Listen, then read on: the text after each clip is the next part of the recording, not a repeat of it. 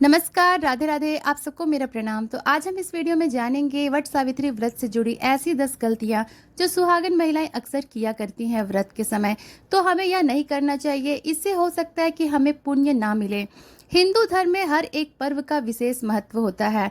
किसी भी व्रत त्योहार में पूजन बड़े ही विधि विधान से किया जाता है। इन्हीं में से एक पर्व है वट सावित्री का व्रत। इस पर्व में मुख्य रूप से बरगद के पेड़ की पूजा होती है और इसी वृक्ष की परिक्रमा की जाती है। वट सावित्री व्रत की पूजा में सुहागन महिलाओं के लिए यह दिन बेहद महत्वपूर्ण माना गया है।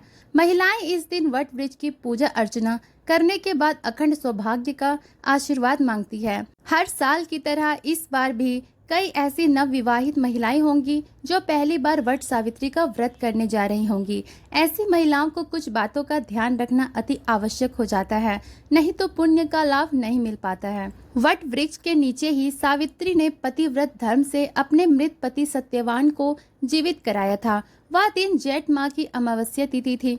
तभी से वट सावित्री की पूजा जेठ माह की अमावस्या तिथि को की जाती है। इसलिए सुहागन महिलाएं अगर जेठ माह की अमावस्या तिथि को वट वृक्ष की पूजा आराधना करें तो उनके पति दीर्घायु होते हैं।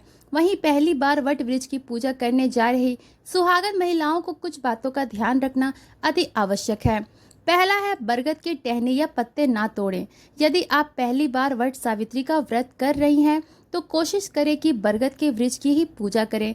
आप पूजा के लिए घर में बरगद की टहनी तोड़कर ना लाएं। यदि आप इस दिन वट वृक्ष की टहनी तोड़ती हैं या इसके पत्ते पेड़ से अलग करती हैं तो आपको पूजा का फल नहीं मिलता है। ज्योतिष की माने तो आप जिस भी वृक्ष की पूजा करती हैं उसे किसी तरह का नुकसान पहुंचाती है तो आपकी पूजा पूर्ण रूप से स्वीकार्य नहीं मानी जाती है। इसी वजह से वट सावित्री के दिन बरगद के किसी भी हिस्से को तोड़ना नहीं चाहिए। दूसरा है, भूल कर भी ऐसी रंग की साड़ियां हमें नहीं पहननी चाहिए। यदि आपकी जल्द ही शादी हुई है और आप पहली बार वट सावित्री की पूजा करने जा रही हैं तो आपको इस बात का विशेष ध्यान रखने की जरूरत है कि आप पूजा के दौरान कुछ विशेष रंग के कपड़े ही पहने। मुख्य रूप से आप लाल, पीले या हरे रंग के कपड़ों में पूजन कर सकते हैं। आप इन रंगों से मिलते जुलते रंग जैसे गुलाबी, नारंगी या मैजेंटा रंग के कपड़े भी पहन सकती हैं। ये रंग पूजा के लिए उपयुक्त माने जाते हैं और सकारात्मक ऊर्जा को आकर्षित करते हैं। वहीं आपको वट सावित्री व्रत के दिन बरगद के वृक्ष की पूजा करते समय काले, सफेद और नीले रंग के कपड़े नहीं पहनने की सलाह दी जाती है। यदि आप इन रंगों के कपड़ों में पूजा करती हैं तो पूजा का पूर्ण फल नहीं मिलता है। तीसरा है, काले और सफेद रंग का श्रृंगार ना करें। वट सावित्री पूजा के दिन सुहागन महिलाएं भूल कर भी काले और सफेद रंग की चूड़ी, बिंदी या श्रृंगार की किसी सामग्री में ऐसे रंगों का प्रयोग ना करें।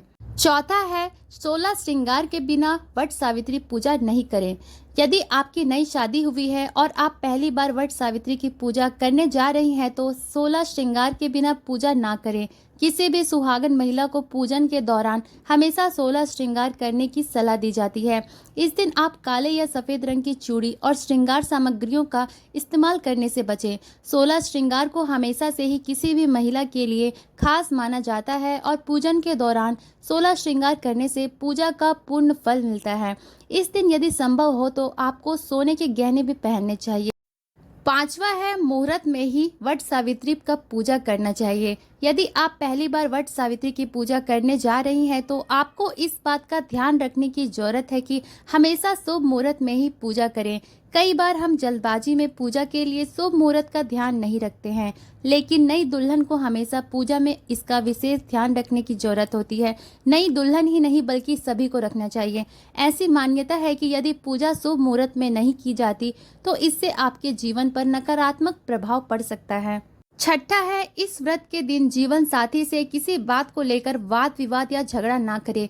यह व्रत मन, वचन और कर्म की शुद्धता के लिए रखा जाता है। अतः इस दिन संकल्प लेना चाहिए कि जीवन भर जीवन साथी के साथ किसी भी परिस्थिति में छल नहीं करना चाहिए।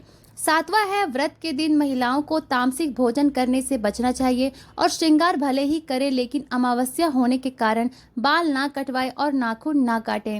आठवां है, इस व्रत के दिन पति पत्नी को ब्रह्मचर्य का पालन अवश्य करना चाहिए। अमावस्या तिथि पितरों की तिथि होती है, अतः इस दिन शुद्धता एवं पवित्रता पूर्ण कार्य व्यवहार करें। नौवां है, व्रत की विधि अलग अलग प्रांतों में कुछ अलग अलग रहती है, अतः अपने घर के बुजुर्ग महिलाओं एवं मान्यताओं के अनुसार ही वट वृक्ष का पूजन परिक्रमा कर कच्चा धागा लपेटकर मृत्यु के देवता यमराज से घर परिवार की रक्षा की कामना सच्चे मन से करें। 10वां है, पूजा के बाद करें दान। वट सावित्री पूजा के दिन पहली बार पूजा करने के बाद अपने पति के नाम से किसी गरीब असहाय व्यक्ति को दान करना बिल्कुल न भूलें। तो दोस्तों, आज की वीडियो यहीं समाप्त होती है। अगर आपके मन में कोई प्रश्न हो इस वीडियो को लेकर तो नीचे दिए गए कमेंट बॉक्स में बता सकते हैं। ऐसी और भी वीडियो देखने के लिए सब्सक्राइब करें और बेल आइकन दबाना ना भूलें। तब तक के लिए अच्छे रहें, स्वस्थ रहें। धन्यवाद।